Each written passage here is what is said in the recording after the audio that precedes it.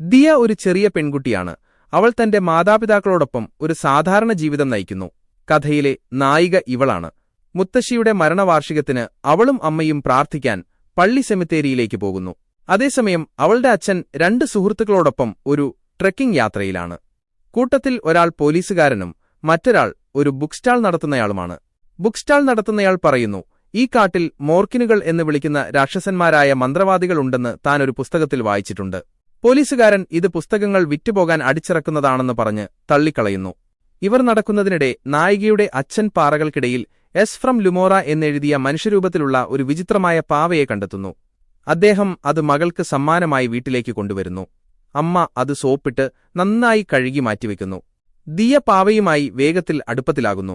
അവൾക്കൊരു ചെറിയ യൂട്യൂബ് ചാനലുണ്ടെങ്കിലും എത്ര ശ്രമിച്ചാലും വീഡിയോകൾക്ക് വേണ്ടത്ര കാഴ്ചക്കാരെ കിട്ടുന്നില്ല. സ്കൂളിൽ ചെന്നാൽ ഓൺലൈനിലെ തന്റെ പരാജയത്തെക്കുറിച്ച് അവൾ കൂട്ടുകാരോട് പരാതിപ്പെടുന്നു. വീട്ടിൽ തിരിച്ചെത്തിയ ശേഷം അവൾ പാവയുമായി ഒരുപാട് നേരം കളിക്കുന്നു. രാത്രി ഉറങ്ങുന്നതിനു മുമ്പ് യൂട്യൂബിൽ വിജയിക്കാൻ എന്ത് വീഡിയോ പോസ്റ്റ് ചെയ്യണമെന്ന് അവൾ പാവയോട് ചോദിക്കുന്നു. രാത്രിയിൽ ദാഹിച്ചുണർന്ന് വെള്ളം കുടിക്കാൻ അടുക്കളയിലേക്ക് പോകുമ്പോൾ ഫ്രിഡ്ജ് വാതിലിന്റെ പ്രതിബിംബത്തിൽ ഭയാനകമായ എന്തോ ഒന്ന് അവൾ കാണുന്നു. സ്വന്തം പ്രതിബിംബം വികലമായി കാണപ്പെടുന്നു. ഞെട്ടിപ്പോയി പുറകിലേക്ക് വീഴുന്ന അവൾ അടുത്തുള്ള ഒരു കണ്ണാടിയുടെ അടുത്തേക്ക് ഓടുന്നു. ലൈറ്റിട്ട് കണ്ണാടിയിൽ നോക്കുമ്പോൾ അവൾ കാണുന്ന പ്രതിബിംബം അവളുടേതല്ല, അത് ആ പാവയുടേതായിരുന്നു. അവളുടെ ആത്മാവ് ശരീരം വിട്ട് പാവയിലേക്ക് മാറിയെന്ന് അവൾക്ക് മനസ്സിലായി. ഭയന്ന് നിലവിളിച്ച് പരിഭ്രാന്തയായി ഓടുമ്പോൾ കാൽ കസേരയിൽ തട്ടി അവൾ നിലത്തേക്ക് വീഴുന്നു. തല സ്റ്റെപ്പിൽ ശക്തമായി ചെന്നിടിക്കുന്നു. പെട്ടെന്ന് ദിയ അവളുടെ കട്ടിലിൽ മനുഷ്യശരീരത്തിൽ ഉണരുന്നു. സമയം രാത്രി 1:30 നിലവിളി ശബ്ദം കേട്ട് അച്ഛനും അമ്മയും മുറിയിലേക്ക് ഓടിവരുന്നു. എന്നാൽ ദിയ ഒന്നും തുറന്നു പറയുന്നില്ല. ഒരു സ്വപ്നം കണ്ടതാണെന്ന് അവൾ പറയുന്നു. മണിക്കൂറുകൾ കടന്നുപോയി. പിറ്റേന്ന് രാവിലെ സ്കൂളിൽ പോകുന്നതിനു മുമ്പ് അവൾ പാവയെ ഒരു അലമാരയിൽ വെച്ച് പൂട്ടുന്നു. ക്ലാസ്സിലിരിക്കുമ്പോഴും രാത്രിയിലുണ്ടായ അനുഭവമായിരുന്നു അവളുടെ മനസ്സിൽ. അന്ന് രാത്രിയിൽ എന്താണ് സംഭവിച്ചതെന്ന് പരീക്ഷിക്കാൻ ദിയ മനഃപൂർവ്വം പാവയെ പുറത്തെടുക്കുന്നു. അതേസമയം അടുത്തുള്ള ഒരു കോളേജിൽ 4 കോൺട്രാക്ട് കൊലയാളികൾ ഒരു പ്രൊഫസറെ കൊലപ്പെടുത്തുന്നു. ചില വിദ്യാർത്ഥികൾ കൊടുത്ത കൊട്ടേഷൻ പ്രകാരമാണ് ഈ കൊലപാതകം. അതേസമയം ദിയ സ്വന്തം ശരീരം വിട്ട് പാവയിലേക്ക് മാറി. ആദ്യം ചെറുതായി ഒന്ന് ഭയന്നെങ്കിലും അവൾക്കൊരു വിചിത്രമായ ആവേശം അനുഭവപ്പെടാൻ തുടങ്ങി. ഈ രൂപത്തിൽ അവൾ പുറത്തേക്ക് പോയി. വിജനമായ വഴിയിലൂടെ അവൾ ആരും കാണാതെ നടന്നുപോകുന്നു. ദിയ നോക്കുമ്പോൾ ഒരു സ്ത്രീ ഭയന്ന് ഓടിവന്ന് ഒരു ഇടവഴിയിലേക്ക് കയറിപ്പോകുന്നു. 4-5 ചെറുപ്പക്കാരും ആ സ്ത്രീയുടെ പുറകെ ഓടിപ്പോകുന്നു. എന്താണ് സംഭവിക്കുന്നതെന്നറിയാൻ ദിയയും അവരുടെ പുറകെ പോയി. എന്നാൽ ദിയ അവിടെ കാണുന്നത് ആ സ്ത്രീ ചെറുപ്പക്കാരുടെ മുഖത്തേക്ക് പേപ്പർ സ്പ്രേ അടിക്കുന്നതാണ്. ശേഷം ആ സ്ത്രീ അവിടെ നിന്ന് ഇറങ്ങി ദൂരേക്ക് ഓടിപ്പോയി. ദിയ അവിടേക്ക് ചെന്ന് ചെറുപ്പക്കാരോടെന്തെങ്കിലും സഹായം വേണോ എന്ന് ചോദിക്കുന്നു.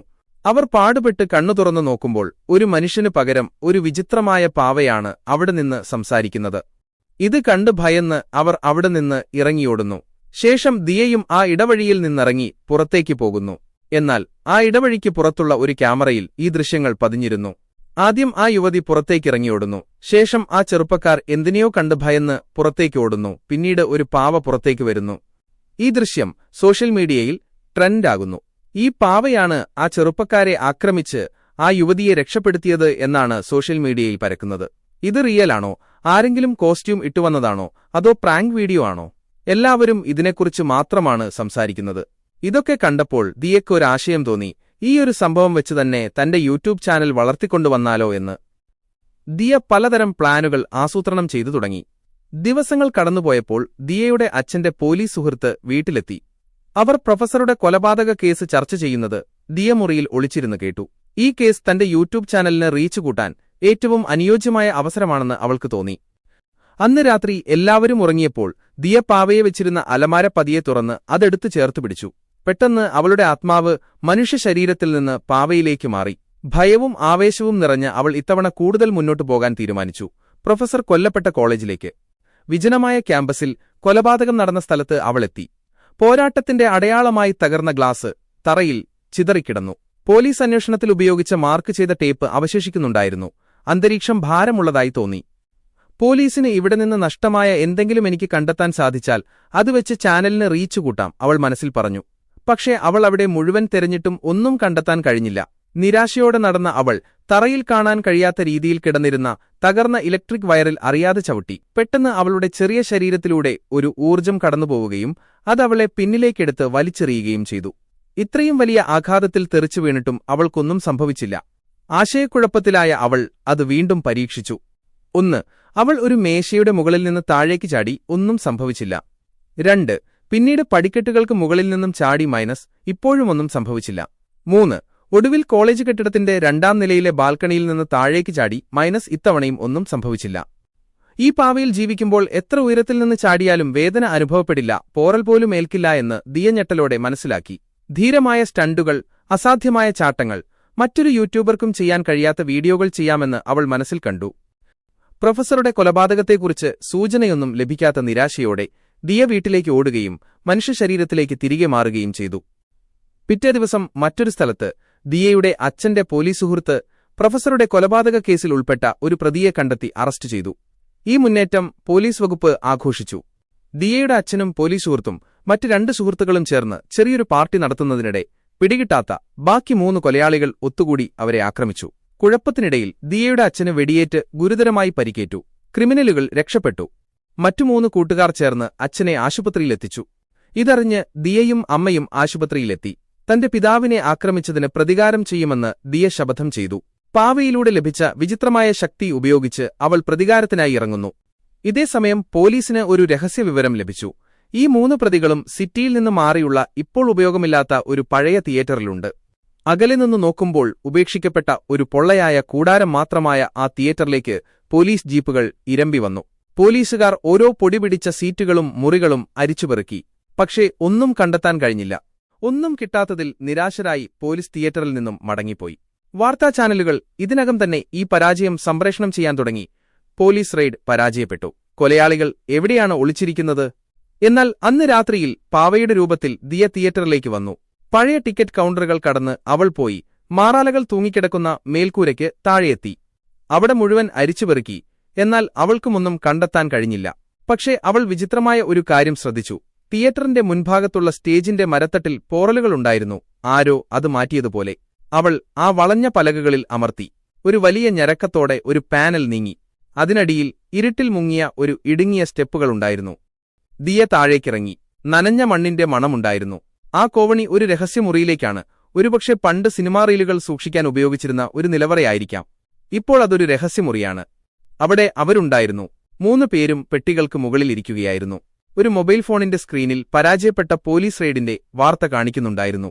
വിഡ്ഢികൾ. അതിലൊരാൾ ഒരു കുപ്പിയിൽ നിന്ന് മദ്യം കുടിച്ചുകൊണ്ട് പറഞ്ഞു.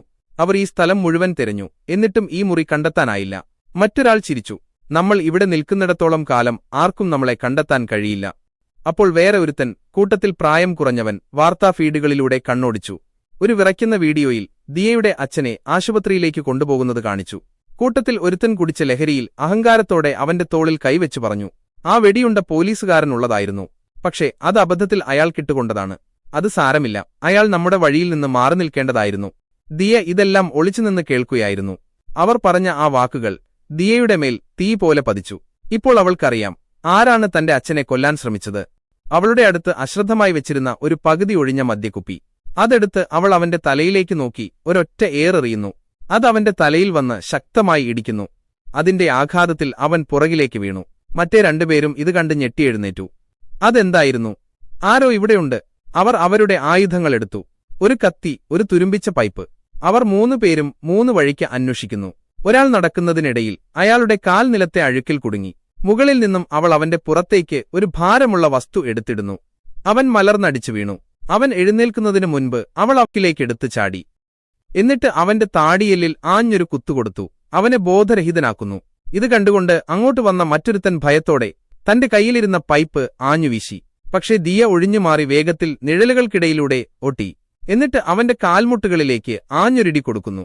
അവൻ തറയിലേക്ക് വീണു. ചുമരിൽ തൂങ്ങിക്കിടന്നിരുന്ന ഒരു കനത്ത ചങ്ങലയെടുത്ത് അവൾ അവന്റെ 2 കൈകളും ബന്ധിച്ചു. 3ാമത്തവൻ ഇരുട്ടിലൂടെ നടക്കുന്നു. തിളങ്ങുന്ന കണ്ണുകളുള്ള ഒരു പാവയെ കണ്ടപ്പോൾ അവന്റെ കണ്ണുകൾ വിടർന്നു. അവൻ കൈയിലുണ്ടായിരുന്ന തോക്കെടുത്ത് വെടിവെച്ചു. പക്ഷെ വെടിയുണ്ടകൾ അവളുടെ ശരീരത്തിൽ തട്ടിത്തെറിച്ചുപോയി. ആ കാഴ്ച അവന് വിശ്വസിക്കാൻ കഴിഞ്ഞില്ല. എന്താണിത്? ദിയ മുകളിലേക്ക് ചാടി. ഒരു ഒറ്റ ഇടിയിൽ പുറകിലുണ്ടായിരുന്ന പെട്ടിയിലേക്ക് അവനെ ഇടിച്ചുകയറ്റി. ശേഷം 3 കൊലയാളികളും ചങ്ങലകളിൽ പൂട്ടിയിട്ടു. ശക്തിയില്ലാതെ അവർ നിലത്ത് കിടന്നു. എന്നിട്ട് അവരുടെ ഒളിത്താവളത്തിൽ നിന്നെടുത്ത ഒരു ഫോൺ ഉപയോഗിച്ച് അവൾ അജ്ഞാതമായി പോലീസിനെ വിളിച്ചു. പോലീസ് തിരികെ വന്നു. ക്യാമറകൾ മിന്നുന്നു. റിപ്പോർട്ടർമാർ തിങ്ങിക്കൂടിയിരുന്നു. 3 കൊലയാളികളെയും കെട്ടിയിട്ടിരിക്കുകയായിരുന്നു. അവരെ ആരാണ് പിടിച്ചതെന്ന് ആർക്കും അറിയില്ലായിരുന്നു. ആദ്യമായി അവൾക്ക് ഒരുതരം സമാധാനം തോന്നി. ദിവസങ്ങൾ കടന്നുപോയി. അച്ഛൻ ആശുപത്രിയിൽ നിന്നും വീട്ടിലേക്ക് വന്നു. പതിയെ പതിയെ എല്ലാം പഴയതുപോലെയാകാൻ തുടങ്ങി. ഒരു കാലത്ത് യൂട്യൂബ് പ്രശസ്തി മാത്രം ആഗ്രഹിച്ചിരുന്ന സാധാരണക്കാരിയായ പെൺകുട്ടി ബാല്യത്തിന്റെ സാധാരണ ലോകത്തിനപ്പുറം ഇരുണ്ടതും അപകടകരവുമായ ഒരു വിധിയിലേക്ക് കാലെടുത്തുവെക്കുന്ന ഒരു നിഗൂഢ പ്രതികാരിയായി അവൾ. ഈ കഥയുടെ സെക്കൻഡ് പാർട്ട് ചാനലിൽ അപ്ലോഡ് ചെയ്തിട്ടുണ്ട്. താൽപര്യമുള്ളവർക്ക് കേറിക്കാണാവുന്നതാണ്.